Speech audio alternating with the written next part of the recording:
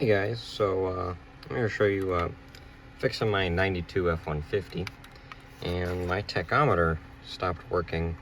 It would read 1,000 high, and the lowest it would go was like 2,400 RPM, and obviously it's not running that all the time.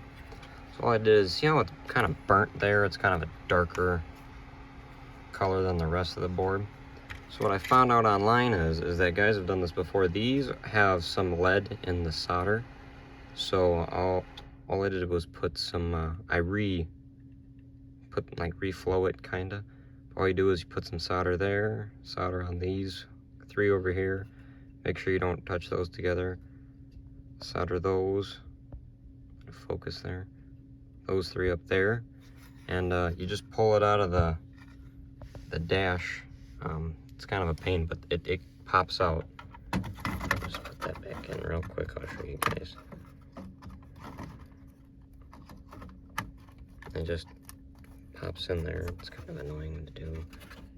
Kind of wiggle it in.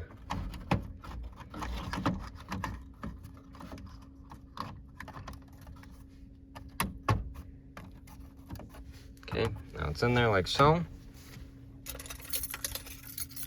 Get your key. There we go. See? Now it reads correctly. So all you guys got to do is reflow that, then your tachometer could start working again. And I was looking at these other ones are all good still. So yeah, and I did an LED dash conversion. Get those on eBay for 10 bucks for 40 of these little bastards. They have 10 green, 10 white, 10 blue, 10 red. So yeah, thanks for watching, guys.